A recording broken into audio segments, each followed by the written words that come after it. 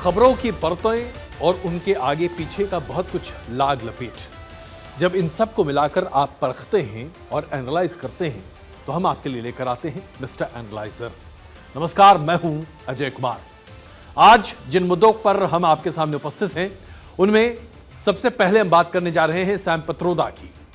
Sam Pitroda एक बार नहीं, दो बार नहीं, ऐसा लगता है कि बार बार कांग्रेस को किसी न किसी मुद्दे पर घेर कर ऐसी जगह लाकर खड़ा कर देते हैं कि कांग्रेस को उनके बयानों से तौबा करते हुए अपने आप को बचाना पड़ता है। आखिरकार उन्होंने एक ऐसा बयान दिया रंगभेद के मसले पर जिसने कांग्रेस को एक तरह से बाध्य कर दिया कि कांग्रेस ने उनका इस्तीफा ले लिया।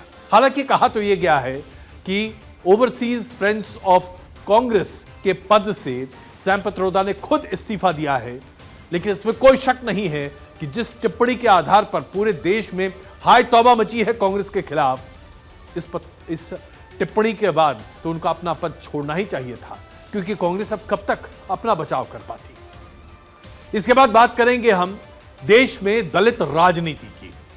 क्या हम ये मानते हैं या क्या ऐसा होने लगा है राजनीतिक परिदृश्य पर कि बीएसपी अब घुटने टेक चुकी है और उसके साथ ही दलित राजनीति की एक बहुत बड़ी मुहिम जो कांशीराम के जमाने से शुरू हुई थी, जिनके अभियान से शुरू हुई थी, मायावती के मुख्यमंत्री के दौर पर परवान चढ़ी थी, आज उसका दम निकल गया है। क्योंकि हम बात करने जा रहे हैं उस मुद्दे की जब बीएसपी की सुप्रीमो मायावती ने अपने भतीजे आकाश आनंद को नेशनल कोऑर्डिनेटर और उत्तराधिकारी के पद से इसलिए हटा दिया क्योंकि उनके बयान बहुत ही आक्रामक थे। तो क्या दलित राजनीति करने वाले लोगों के बयान बहुत ही संयमित होने चाहिए? यह बात तो गले के नीचे उतरती नहीं है साहब। तो इसका विश्लेषण हम आपके सामने करेंगे। फिर बात करेंगे उड़ीसा की। उड़ीसा में चौथे दौर के मतदान के साथ मतदान की प्रक्रिया लोकसभा की शुरू हो जाएगी। पहले फेज में कुछ सीटों पर मतदान होगा, विधानसभा का चुनाव भी होना है। उड़ीसा एक अपने आप में एक मिस्ट्री है। ऐसा क्या है बीजेडी में और नवीन पटनायक में कि तमाम मुश्किलों के बाद भी न तो सत्ता जाती है, न लोकप्रियता घटती है, न लोगों का विश्वास कम होता है। आखिरकार नवीन पटनायक की राजनीति में ऐसा क्या है, आपके सामने प्रस्तुत करेंगे वो साइलेंट बारीकियां जो बताएगा आपको कि आखिरकार नवीन पटनायक क्यों एक बहुत ही सफल मुख्यमंत्री है। और फिर हम बात करेंगे एक ऐसे मुद्दे की जिसे लेकर पूरे देश में कुछ ही दिनों में जबरदस्त घमासान मचने वाला है, और वो इसलिए क्योंकि चुनावों के बीच इस मुद्दे पर बहुत चर्चा नहीं हो रही।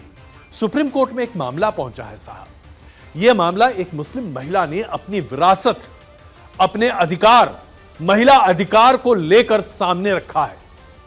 पहला मौका है जब सुप्रीम कोर्ट में मुस्लिम महिला ने अपने इनहेरिटेंस, विरासत को लेकर सवाल खड़े किए हैं, और वो इसलिए क्योंकि मुस्लिम पर्सनल लॉ के आधार पर शरिया लॉ तय करता है कि मुस्लिम परिवारों में बच्चों में बंटवारा कैसे होगा, लड़कों को क्या मिलेगा, लड़कियों को क्या मिलेगा।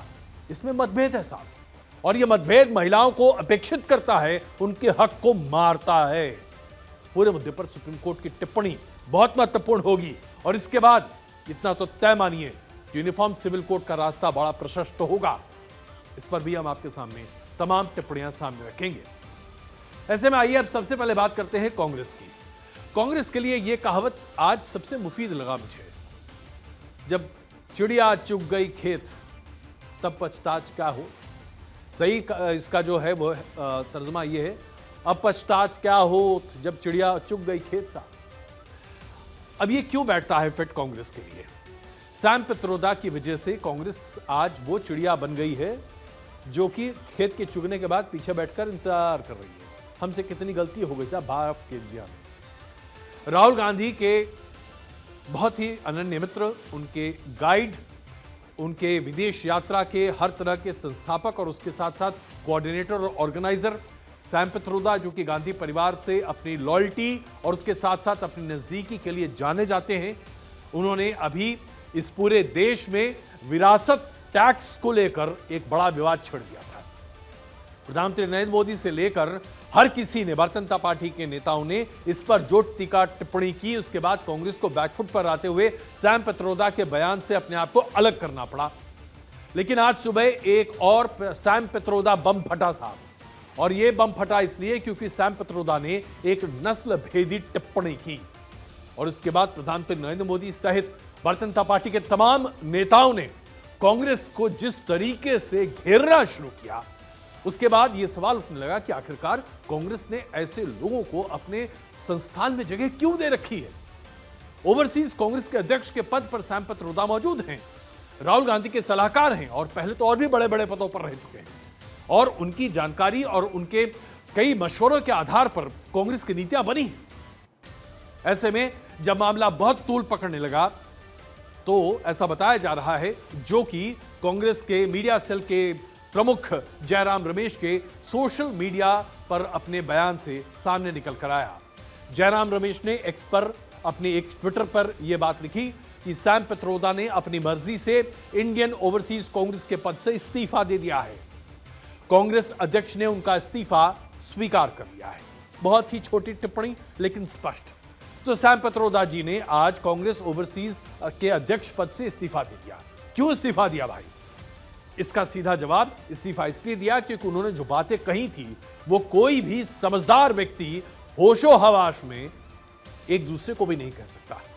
यहां तो राजनीति गर्म है और इस राजनीतिक माहौल में जहां पर चुनाव चल रहे हैं, सैम पित्रोदा का यह बयान न सिर्फ उनकी बुद्धिमत्ता पर सवाल खड़े करता है, बल्कि कांग्रेस पार्टी की विचारधारा, सोच और मानसिकता को भी प्रदर्शित करता है।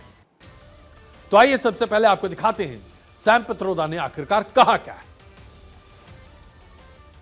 We could hold country together as diverse as India, where people on east look like Chinese, people on west look like Arab, people on north look like, maybe white, and people in south look like Africa.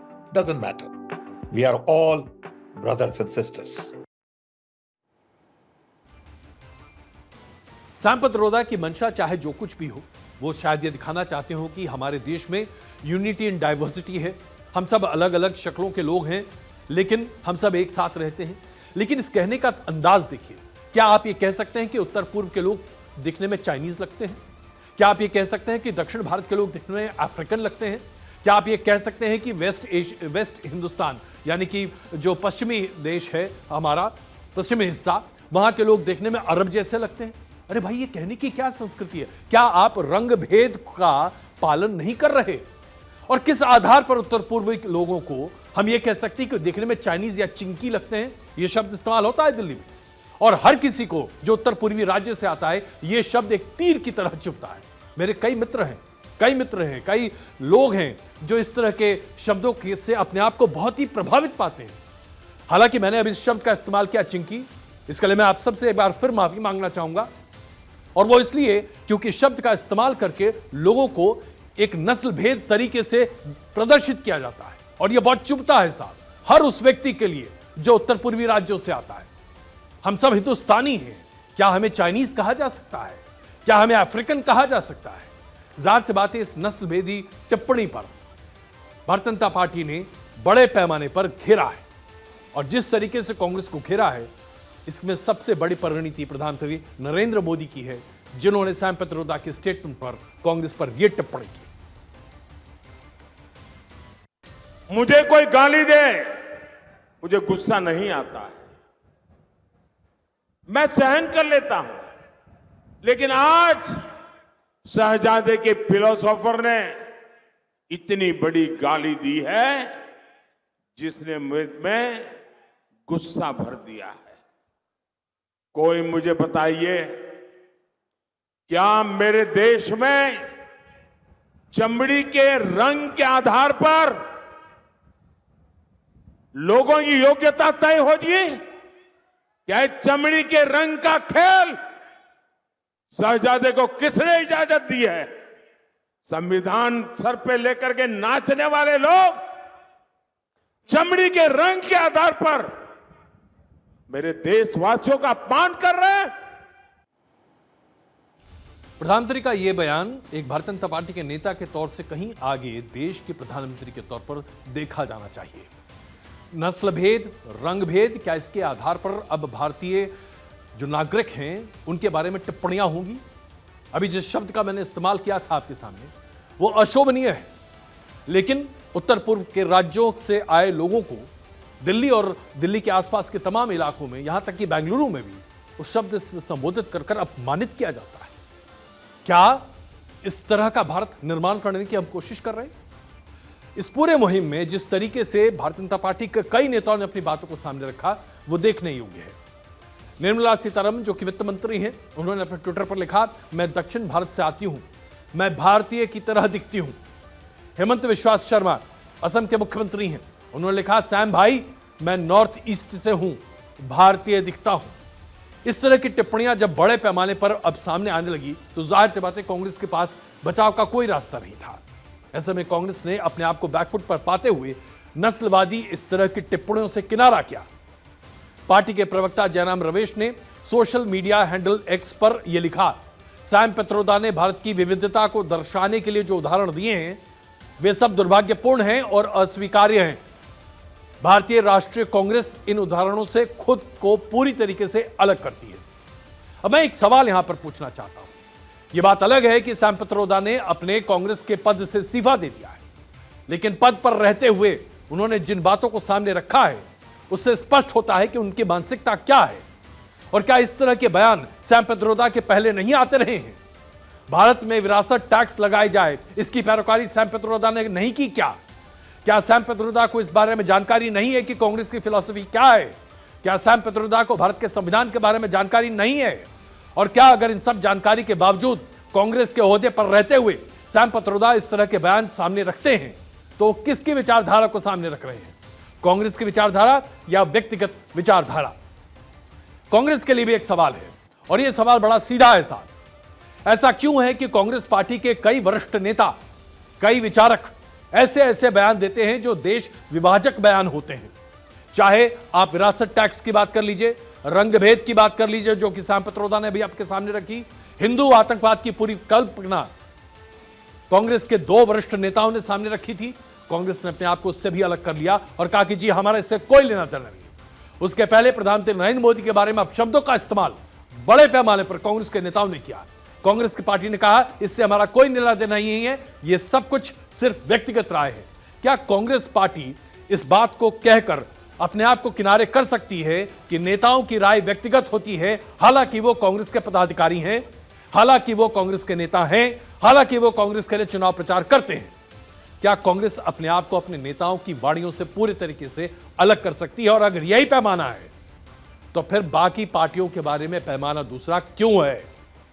क्यों कहा जाता है कि Bharatiya Janata party के अमुक नेता ने यह कहा और यह भारतीय जनता पार्टी की ही विचारधारा है? भारतीय जनता पार्टी उससे अपना किनारा करती है, इसे फिर क्यों नहीं मानता विपक्ष? यह सवाल मैं आपके विवेक के लिए छोड़ जाता हूं ताकि आप समझ सकें कि कैसे हिट एंड रन की यह गुरिल्ला पॉलिसी विपक्ष और खास करके कांग्रेस ने इख्तियार कर रखी है। आज का दूसरा बड़ा सवाल और दूसरा बड़ा मसला आपके सामने है। क्या हमारे देश में दलित राजनीति और दलित राजनीति को एक मुकाम तक पहुंचाने वाली पार्टी बीएसपी घुटने टेक रही है? क्या बीएसपी ने यह मान लिया है कि वो आज राजनीतिक परिदृश्य में अदृश्य भूमिका में आती हुई दिखाई दे रही है? आप शायद मुझसे पूछेंगे कि मैं ऐसा क्यों कह रहा हूं। मैं तथ्यों के साथ यह बातें आपके सामने रखना चाहता हूं। एक वक्त था साहब जब उत्तर प्रदेश में बीएसपी की सुप्रीमो मायावती की तूती बोलती थी। 5 साल की सरकार खुद अपने मुख्यमंत्री के तौर पर और उसके पहले भी 3 बार मुख्यमंत्री रह चुकी हैं सुश्री मायावती। पूरे के पूरे दलित समाज का प्रतिनिधित्व जिसकी परिकल्पना कांशीराम ने रखी, जिसकी शुरुआत पंजाब से हुई, जहां पर देश में एक राज्य में सबसे ज्यादा दलित समुदाय आबादी के तौर पर हैं, वहां पर दलित मूवमेंट उतना जोर ना पकड़ पाया जितना कि उत्तर प्रदेश में उसकी जड़ें गहरी हुई। और दलित समाज को इस बात को लेकर बहुत उत्साह मिला कि एक नेता, एक पार्टी जो हर कुछ करने को तैयार थी। कांशीराम ने कहा था हम अवसरवाद राजनीति को पूरी तरीके से अनुकरण करते हैं क्योंकि हम चाहते हैं कि दलित समाज को उसका स्थान, उसका प्रतिनिधित्व, उसका अधिकार मिले। मायावती ने भी इसी रास्ते पर अपनी पार्टी को आगे बढ़ाया। लेकिन आज जो धार है बीएसपी की, वो इतनी भोथड़ होती दिखाई दे रही है कि समझ नहीं आ रहा कि उत्तर प्रदेश की राजनीति और उसके साथ साथ दलित राजनीति कहां और किस तरह पर खड़ी है। सबसे पहला सवाल कहां से खड़ा हुआ? सबसे पहला सवाल खड़ा हुआ जब मायावती की तरफ से एक प्रेस रिलीज जारी किया गया, जिसमें उन्होंने अपने भतीजे आकाश आनंद के पर कतर दिए। आकाश आनंद को बहुत ही प्रमुखता से अपने उत्तराधिकारी के तौर पर मायावती ने आगे रखा था और लोकसभा के चुनाव में उन्हें लॉन्च भी किया। लेकिन 7 मई को उन्होंने बड़े फैसले के साथ आकाश आनंद पर एक गाज गिराई। आकाश आनंद को न सिर्फ उन्होंने नेशनल कोऑर्डिनेटर के पद से हटाया, बल्कि उन्हें अपने उत्तराधिकारी के पद से, जो कि वो मान रही थी, उसे भी सार्वजनिक तौर से हटा दिया। सोशल मीडिया प्लेटफॉर्म एक्स पर मायावती ने अपने इस फैसले की जानकारी क्या लिखा है, मैं आपके सामने बताता हूं। विदित है कि बीएसपी एक पार्टी के साथ ही बाबा साहब डॉक्टर भीमराव अंबेडकर के आत्मसम्मान और स्वाभिमान तथा सामाजिक परिवर्तन का मूवमेंट है, जिसके लिए कांशीराम जी और मैंने खुद भी अपनी पूरी जिंदगी समर्पित की है और इसे गति देने के लिए नई पीढ़ी को तैयार किया जा रहा है। इसी क्रम में पार्टी में अन्य लोगों को आगे बढ़ाने के साथ साथ आकाश आनंद को नेशनल कोऑर्डिनेटर व अपना उत्तराधिकारी घोषित किया। परंतु पार्टी और मूवमेंट के व्यापक हित में पूर्ण परिपक्वता आने तक अभी उन्हें इन दोनों अहम जिम्मेदारियों से अलग किया जा रहा है, जबकि इनके पिता और श्री आनंद कुमार और मूवमेंट में उनकी जिम्मेदारी पहले की तरह रहेगी और वो इसे निभाते रहेंगे। देखिए, इस ट्वीट को देखकर तो यह लगता है कि यह पार्टी का नहीं बल्कि परिवार का मामला ज्यादा है। आखिरकार कुछ न कुछ तो परिवार में हुआ होगा, जिसकी वजह से मायावती ने इतना बड़ा फैसला लिया कि जिस नई पीढ़ी को उन्होंने कमान सौंपने की बात कही थी, उन्हें अपरिपक्व कहा और कमान वापस ले ली। अब इसमें कई सवाल खड़े होते हैं। ये सवाल इसलिए क्योंकि लोकसभा चुनाव के बीच में चौथे चरण का मतदान जहां होने जा रहा था, उसके ठीक पहले क्यों आकाश आनंद को उनकी जिम्मेदारी से मुक्त कर दिया गया। पिछले कुछ समय से अपनी रैलियों में बीएसपी मतदाताओं के बीच में काफी चर्चा में बनी हुई थी, लेकिन अचानक मायावती के इस फैसले से यह चर्चा खत्म होती दिखाई दी। क्या वास्तव में आकाश आनंद राजनीतिक रूप से समझदार नहीं है, या विरासत को नहीं समझ पा रहे, या दरअसल इसके पीछे यह सोच है कि कहीं मायावती जी का भतीजा मुश्किल में तो ना पड़ जाए। यह कैसे होगा, यह भी आपको बताएंगे। इसके साथ साथ एक सवाल यह भी उठ रहा है कि क्या मायावती बीजेपी की नाराजगी नहीं झेल सकती। आकाश आनंद ने चुनावी सभाओं में जिस आक्रामकता के साथ भारतीय जनता पार्टी और समाजवादी पार्टी को घेरना शुरू किया था, एक ही तंज, एक ही सेंटेंस में, ऐसा लग रहा था जैसे कि बीएसपी अपनी खोई जमीन को न सिर्फ प्राप्त करने की कोशिश कर रही है, बल्कि इस चुनाव में अपना दम दिखाना चाहती है। लेकिन 10 रैलियों के बाद अचानक आकाश आनंद को उनके काम से छुट्टी दे दी गई। कहने को यह आया, सुनने में यह आ रहा है कि अपनी अग्रेसिव स्टाइल की वजह से आकाश आनंद को किनारे किया गया, क्योंकि वो डायरेक्ट अटैक कर रहे थे।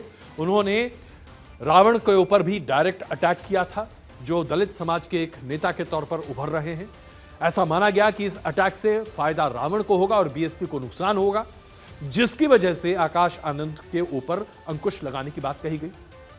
उसके बाद सीतापुर की रैली हुई, जिसमें भी मायावती ने ब्रेक लगा दी और यह भी कहा गया कि बहुत ही आक्रामक अंदाज में आकाश सत्तारूढ़ पार्टी यानी कि भारतीय जनता पार्टी के खिलाफ बहुत कुछ कहने को तैयार थे। कई शब्दों का उन्होंने इस्तेमाल किया जो आपत्तिजनक थे, जिसे लेकर चुनाव आयोग में शिकायत पहुंची।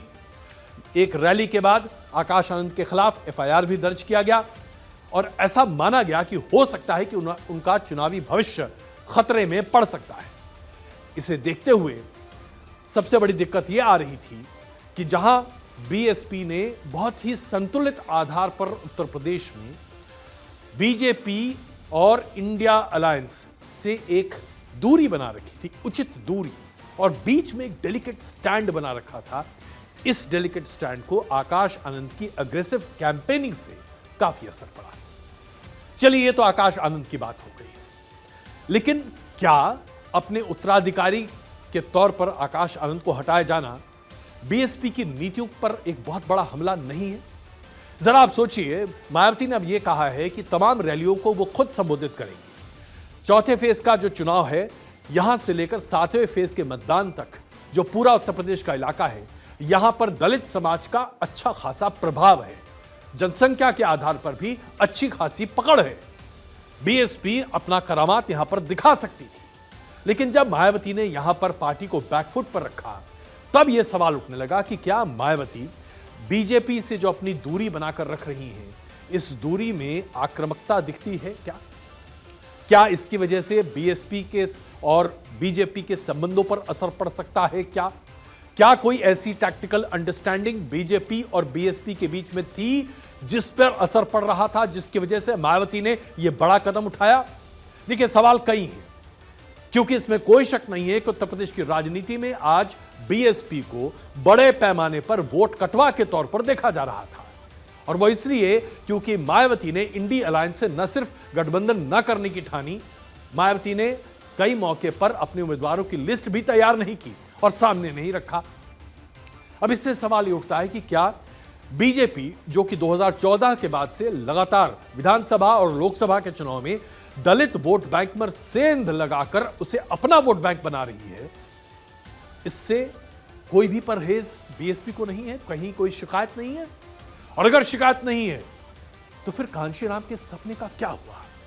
वो सपना जहां पर दलितों को खुद अपना अधिकार होना था, अपना प्रतिनिधित्व होना था, जहां पर जोड़ तोड़ की राजनीति के आधार पर दलित साम्राज्य बनाने की बात कही जा रही थी, जिस परिकल्पना को कांशीराम ने शुरू किया था, जिसे जीवित किया मायावती ने, क्या मायावती खुद उस परिकल्पना को अब दफनाने में लग गई? ये सवाल इसलिए भी खड़े हो रहे हैं क्योंकि देश में आज बड़े पैमाने पर अगर देखें तो देश में दलित प्रतिनिधित्व बहुत ही साइलेंट है, न के बराबर है। और वो इसलिए क्योंकि शुरू में दलित का प्रतिनिधित्व बड़े पैमाने पर कांग्रेस ने अपने कब्जे में रखा था।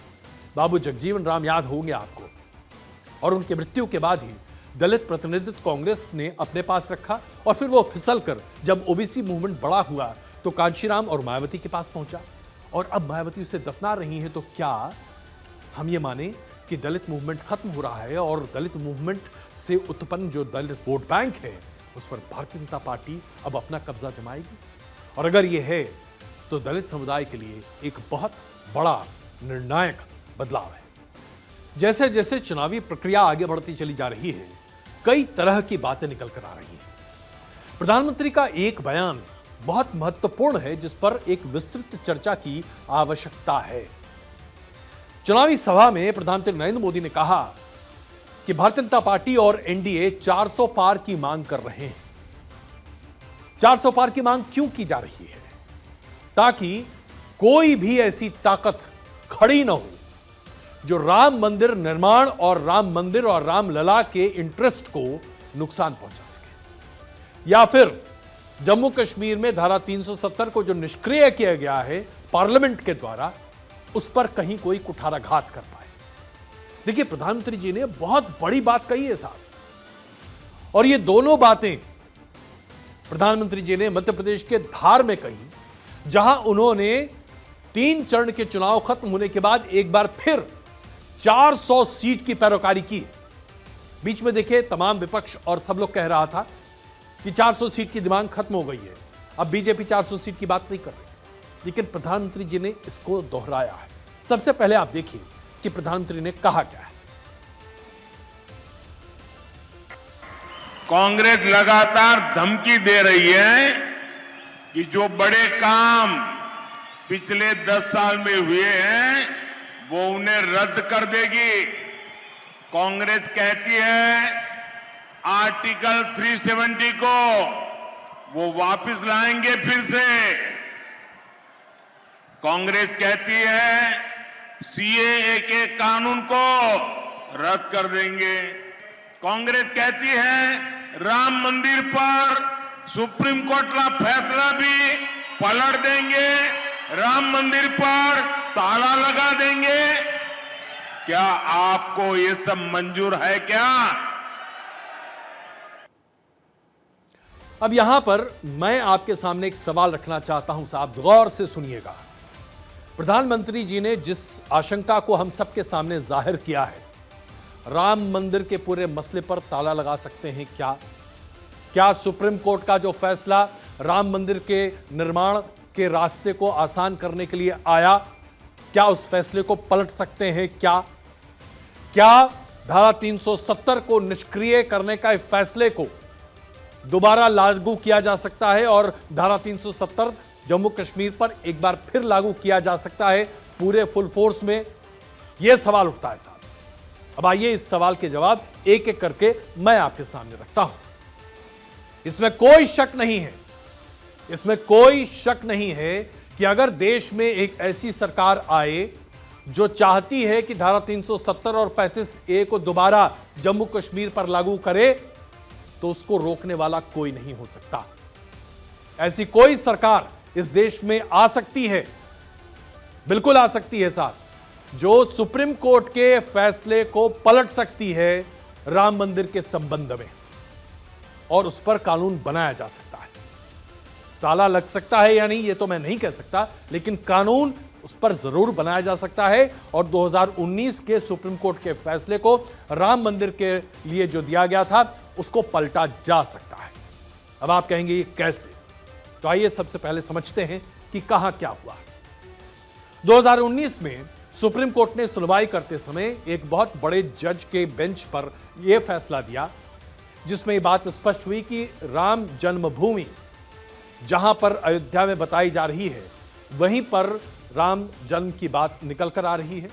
रामलला को उनका स्थान दिया जाना चाहिए और इसमें मुस्लिम पक्ष को दूसरी जगह जमीन का प्रावधान दिया गया जहां पर वो अपनी मस्जिद बना सकते। यह फैसला सुप्रीम कोर्ट का था। इस फैसले के बाद तय हुआ कि जो ट्रस्ट है रामलला ट्रस्ट, वो राम मंदिर के निर्माण में अपना योगदान निभाएं और उसे आगे करें। जमीन अधिग्रहण का जो पूरा मामला था उसे उत्तर प्रदेश की सरकार ने पूरा किया और जमीन को ट्रस्ट को सौंप दिया जो बाकी जमीन बची हुई थी। यानी कि सरकार ने यहां पर सिर्फ फैसिलिटेटर का काम किया था। उत्तर प्रदेश की सरकार ने, केंद्र सरकार की कोई भूमिका बड़े पैमाने पर राम मंदिर के निर्माण में नहीं थी क्योंकि कोर्ट का फैसला था और ट्रस्ट ने इस मंदिर का निर्माण किया। लेकिन हां, प्रधानमंत्री नरेंद्र मोदी ने देश के प्रमुख के तौर पर और उसके साथ साथ एक नागरिक के तौर पर अपनी आस्था को प्रकट किया। प्राण प्रतिष्ठा के समारोह में उनकी सक्रिय भूमिका रही और तमाम भारतीय जनता पार्टी के नेता, संघ परिवार और पूरे देश ने हर्षोल्लास के साथ जनवरी के महीने में रामलला के प्राण प्रतिष्ठा को देखा और उसके साथ देश की आस्था की तार जुड़े। अब सवाल यह उठता है कि क्या इसे बदला जा सकता है? जी हां, बिल्कुल ऐसा किया जा सकता है। अगर देश में कोई ऐसी पार्टी है जिसे जनता का बहुमत मिलता है, जिसके पास लोकसभा में 2/3 बहुमत, राज्यसभा में भी 2/3 बहुमत हो, सुप्रीम कोर्ट के रामलला मंदिर के निर्माण के फैसले को पलटा जा सकता है। अब ये बात आप कहेंगे कैसे? क्या अध्यादेश के जरिए इस तरह का फैसला लाया जा सकता है? क्योंकि कई ऐसे मामले हैं जिसमें केंद्र सरकार सुप्रीम कोर्ट के फैसले को पलटने के लिए अध्यादेश का रास्ता इख्तियार करती है। तो एक अध्यादेश भी लाया जा सकता है जिसे पार्लियामेंट से 6 महीने के भीतर पारित कराना होगा। ऐसे कई फैसले, जैसे कि शाहबानों का इस ले लीजिए। सुप्रीम कोर्ट का पूरा फैसला था कि शाहबानों को इंसाफ मिलना चाहिए, उनका जो हक है उनके पति को उनको देना पड़ेगा। लेकिन पूर्ण बहुमत की सरकार राजीव गांधी की थी। 400 सीट से ज्यादा राजीव गांधी की सरकार को उस वक्त मिली हुई थी। लोकसभा और राज्यसभा दोनों जगहों पर राजीव गांधी की सरकार को 2/3 से ज्यादा बहुमत मिला हुआ था। शाहबानो केस में इस पूरे फैसले को सुप्रीम कोर्ट के राजीव गांधी की सरकार ने संसद में पलट दिया। वो दिन है और आज का दिन है। आज भी इस देश में यूनिफॉर्म सिविल कोड लागू नहीं हो पाया है। यानी कि यह संभावना है, यह संभावना है कि अगर एक ऐसी सरकार देश में आती है जिसके पास लोकसभा और राज्यसभा में 2/3 बहुमत से ज्यादा है, तो वो संशोधन कर वो एक ऑर्डिनेंस लाकर पार्लियामेंट से उसे पारित कर सुप्रीम कोर्ट के फैसले को पलट सकती है। यही बात धारा 370 और 35A के लिए भी लागू होती है साहब। आपको इस बात की पूरी जानकारी होगी कि धारा 370 को निष्क्रिय करने के लिए राष्ट्रपति ने अपने विवेक के आधार पर कॉन्स्टिट्यूशन को इंटरप्रेट किया और उसके बाद जम्मू कश्मीर असेंबली को ही कॉन्स्टिट्यूएंट असेंबली का इक्विवेलेंट माना। चूंकि जम्मू कश्मीर असेंबली उस समय भंग थी, इसलिए यह अधिकार गवर्नर के पास था और उसके आधार पर धारा 370 में बदलाव किए गए और उसे निष्क्रिय किया गया, यानी कि पार्लियामेंट के द्वारा यह किया गया और फिर पार्लियामेंट ने इस पर अप्रूवल दिया। सुप्रीम कोर्ट ने इस पूरे मामले पर अपनी पूरी पड़ताल और सुनवाई के बाद इसे सही माना और अपनी मोहर लगा दी। लेकिन साहब, इस देश में अगर कोई ऐसी एक सरकार आती है जिसके पास लोकसभा और राज्यसभा दोनों जगहों पर 2/3 बहुमत हो और उस सरकार की मंशा है कि वो जम्मू कश्मीर के कॉन्स्टिट्यूएंट असेंबली को दोबारा रिकॉन्स्टिट्यूट करना चाहती है, जम्मू कश्मीर में धारा 370 और 35A को फिर से लागू करना चाहती है उसके ओरिजिनल स्वरूप में, तो उसे कोई नहीं रोक सकता। पार्लियामेंट से यह बिल पारित किया जा सकता है, सुप्रीम कोर्ट के फैसले को निरस्त किया जा सकता है और धारा 370 और 35A को जम्मू कश्मीर पर एक बार फिर लागू किया जा सकता है। यानी कि आशंका है साहब, देश में अगर ऐसी कोई सरकार आती है जो राष्ट्रहित को आगे नहीं रखते हुए सांप्रदायिक हित को आगे रखे, ऐसी कोई सरकार आती है जो राष्ट्रहित के आगे पाकिस्तान हित को आगे रखे, ऐसी कोई सरकार आती है जो जन भावना के विरोध में बाहर निकलकर इन अमेंडमेंट्स को सामने कर दे, तो जाहिर सी बात है यह बदलाव किया जा सकता है। There is nothing that can stop a government जो तैयार हो इस तरह के बड़े बदलाव करने की। इसमें कोई शक नहीं है कि पूरे देश के जनमानस में रामलला को लेकर एक निश्चित स्थान है, लेकिन इस स्थान को चैलेंज किया जा सकता है सरकार के द्वारा। इसके साथ साथ धारा 370 हम सब के लिए कितना महत्वपूर्ण है और कैसे जम्मू कश्मीर में उसके निरस्त किए जाने के बाद से बड़े बदलाव आए हैं। इसके बावजूद अगर कोई सरकार है जिसकी संवेदनाएं जम्मू कश्मीर के राजनीतिक दलों से हैं, जैसे कि नेशनल कॉन्फ्रेंस, PDP या तमाम स्थानीय दल, या फिर अगर आप कांग्रेस की बात करें, कांग्रेस ने भी कहा था कि धारा 370 को बहाल करने की हम कोशिश कर सकते हैं, तो किया जा सकता है। ऐसा हो सकता है, संभावनाएं हैं। इसलिए जब हम संभावनाओं की बात करते हैं तो सरकार के किसी भी फैसले को, पार्लियामेंट के किसी भी फैसले को, यहां तक कि सुप्रीम कोर्ट के फैसले को एक बार तो पार्लियामेंट बदल ही सकती है। इसलिए इस बारे में आपको गौर से विचार करना चाहिए।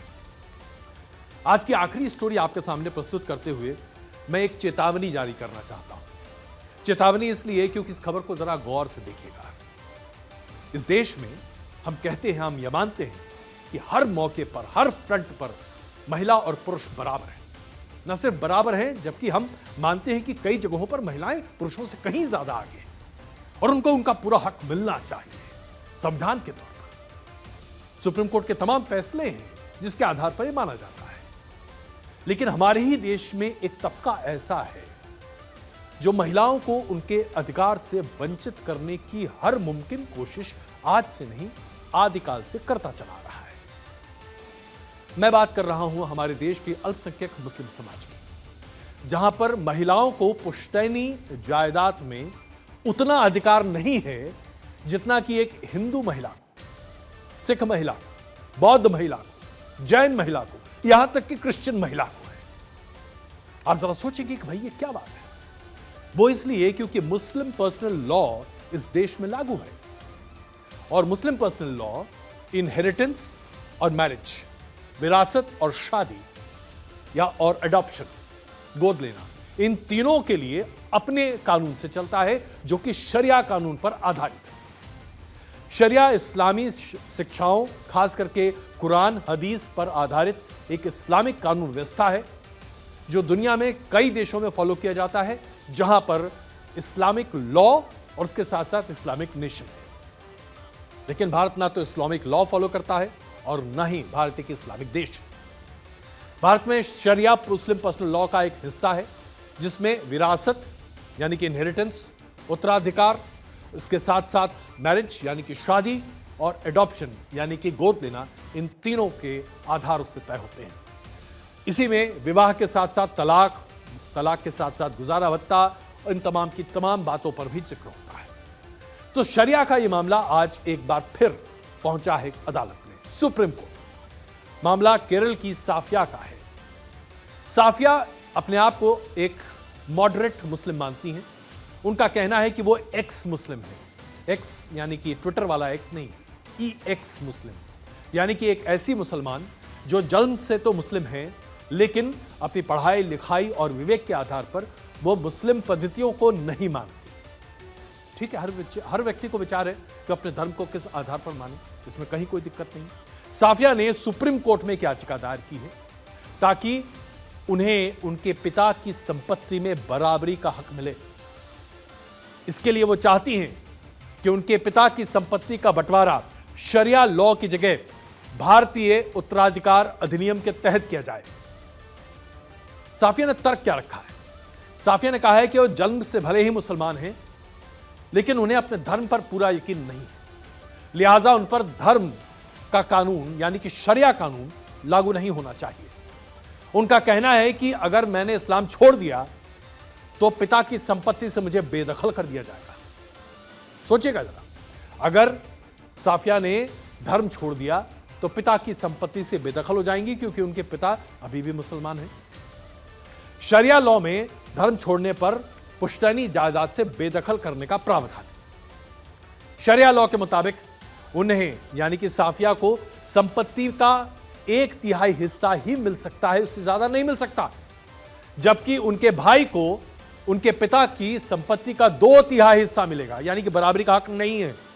कहां पूरे देश भर में महिलाओं को हम बराबरी का हक दे रहे हैं, शरिया लॉ महिलाओं को बराबरी का हक नहीं देता, कम से कम इनहेरिटेंस पर, विरासत पर। साफिया का कहना है कि उनका डाउन सिंड्रोम बीमारी है उन्हें, और ऐसे में अगर उन्हें कुछ हुआ तो भाई का हिस्सा, उनके भाई को डाउन सिंड्रोम है, साफिया का यह कहना है, और अगर उनके भाई को कुछ भी ऐसा होता है जिसकी वजह से उनकी तबीयत खराब हो जाती है तो उनके भाई का हिस्सा साफिया को नहीं मिलेगा, उनका भाई का हिस्सा उनके रिश्तेदारों को मिलेगा। जरा सोचिए, अपने आप में क्या यह बहुत ही अनैतिक नहीं है? कम से कम आधुनिक कानून के हिसाब से, लेकिन शरिया कानून इसे सही मानता है। तो शरिया कानून में क्या क्या लिखा है, यह प्रावधान आपके साथ। शरिया कानून के मुताबिक संपत्ति में बेटियों का हिस्सा बेटों से आधा होता है। पहला, जो भी बेटों की संपत्ति है, बेटों को संपत्ति मिलेगी, उसका आधा हिस्सा बेटी को मिलेगी। अदरवाइज दूसरा प्रावधान है कि बेटी को 1/3 हिस्सा मिलेगा, 2/3 बेटे को मिलेगा। इसके बाद यह भी प्रावधान है कि अगर किसी पति की मृत्यु हो जाती है, जो विधवा हैं उन्हें पति की संपत्ति का 1/8वां हिस्सा ही मिलेगा, पूरा नहीं मिलेगा। जरा देखिए कैसे महिलाओं के साथ उनके अधिकार का हनन हो रहा है। पति के मृत्यु की दशा में विधवा पत्नी को संपत्ति का 1/8वां हिस्सा ही मिलेगा। अगर महिला निसंतान है, ऐसी परिस्थिति में उन्हें 1/4 हिस्सा मिल सकता है। यानी कि इस पूरे कानून में, जो कि एक बहुत जमाने पहले बातें लिखी गई थी, आज आधुनिक भारत में इसकी तो जगह होनी नहीं चाहिए। किस तरीके से संविधान की धाराओं का यह उल्लंघन है, क्या यह अपने आप में प्रदर्शित नहीं हो रहा? इसीलिए साफिया ने कहा है कि भारतीय संविधान, जो कि निरपेक्ष, धर्मनिरपेक्ष है, उसमें महिलाओं को बराबरी का दर्जा दिया गया है। शरिया कानून महिलाओं को बराबरी का दर्जा देता नहीं है। भारतीय उत्तराधिकार कानून के तहत भी महिलाओं को बराबरी का हक है। इस कानून में क्या है, सबसे पहले जान लीजिए। इस कानून में, भारतीय उत्तराधिकार कानून के आधार पर, पैतृक संपत्ति में सभी बच्चों का बराबर का हक है, चाहे बच्चे लड़के हों या लड़कियां हों। माता पिता अगर चाहें तो अपने वसीयत अपनी मर्जी से कर सकते हैं। वसीयत में जो लिखा है उसी के आधार पर बंटवारा होगा। इसके साथ साथ इस कानून को सुप्रीम कोर्ट ने और एक्सटेंड किया। कानून यह भी है अब साफ कि अगर संपत्ति का बंटवारा हो चुका है और बच्चों को संपत्ति दी जा चुकी है, अभिभावकों की देखभाल ठीक से नहीं हो रही है, तो यह बच्चों की जिम्मेदारी है कि वो अभिभावक को देखें। बुजुर्ग माता पिता अपने बच्चों पर मुकदमा कर सकते हैं अगर उनकी देखभाल में कमी है तो। यानी कि हर तरीके से हर किसी के अधिकार को सुरक्षित रखने की कोशिश की गई। अब इस मामले को लेकर साफिया सुप्रीम कोर्ट में है। साफिया का कहना है कि वो अपने आप को मुस्लिम पर्सनल लॉ से ट्रीट नहीं कराना चाहती, क्योंकि वो मुस्लिम परिवार में जन्म जरूर ले चुकी हैं, लेकिन भारत का संविधान महिलाओं को बराबरी का हक देता है। ऐसे में शरिया लॉ जो उन्हें 1/3 हक दे रहा है अपनी संपत्ति का, अपने पिता की संपत्ति का, वो गलत है। उन्हें अपनी पिता की संपत्ति का आधा हिस्सा मिलना चाहिए, और वो इसलिए क्योंकि भारत एक सेक्युलर देश है जहां पर महिलाओं के अधिकारों को सुरक्षित रखा गया है, और ऐसे में महिला अधिकारों को देखते हुए सुप्रीम कोर्ट के ये फैसला लेना चाहिए। सुप्रीम कोर्ट के सामने ये मामला है, इस पर फैसला बहुत जल्द आने वाला है। कई मुस्लिम संगठन इसका लगातार विरोध कर रहे हैं और वो मानते हैं कि ये मुस्लिम पर्सनल लॉ में दखल है। सुप्रीम कोर्ट पर इसके बारे में सुनवाई करने का कोई अधिकार नहीं है। इस मामले को देखने के साथ ही एक बार फिर 1985 के शाहबानो केस की याद आ रही है। इस मामले को देखने के बाद एक बार फिर ट्रिपल तलाक पर सुप्रीम कोर्ट का जो फैसला आया था, जिसका विरोध मुस्लिम समाज बड़े पैमाने पर करता आ रहा था, ट्रिपल तलाक का कानून जो मोदी सरकार लेकर आई, जिसका विरोध मुस्लिम समाज ने बड़े पैमाने पर किया, उसकी याद आती है। ऐसा क्यों है कि मुसलमान समाज इस बात को मानने को तैयार नहीं है कि महिलाओं के हक बराबरी के हैं, उन्हें जीने का उतना ही अधिकार है, उन्हें संपत्ति का उतना ही अधिकार है जितना पुरुषों को है। शरिया कानून लागू जरूर है आज हमारे देश में पर्सनल लॉ के तौर पर, लेकिन क्या उसके आधार पर महिलाओं के हक को काट दिया जाए, उन्हें उनसे वंचित कर दिया जाए? इसलिए यह बहुत महत्वपूर्ण है मामला।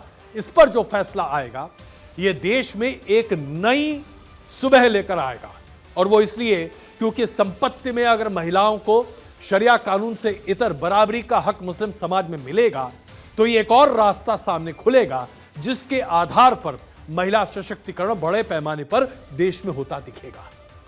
इसलिए आज आवश्यक है कि पूरे देश में इस पर चर्चा हो कि मुस्लिम महिलाओं के साथ यह अन्याय क्यों हो रहा है, शरिया कानून के आधार पर मुस्लिम महिलाओं को क्यों दबाया और कुचला जा रहा है, उन्हें उनके अधिकार से वंचित क्यों किया जा रहा है जो संविधान के तहत भारत में उन्हें मिले हुए। यह सवाल इसलिए मैं आपके पास रख रहा हूं ताकि आप इस पर विचार करें और सोचें कि क्या हमारे देश की 20% से भी ज्यादा आबादी मुस्लिम समाज की आबादी, और उसकी आधी आबादी मुस्लिम महिलाएं, उनके साथ इतना बड़ा घोर अपराध होता रहे और पूरा देश चुप रहे? क्या यह तर्कसंगत है? इसलिए क्या इस देश में यूनिफॉर्म सिविल कोड लागू नहीं होना चाहिए?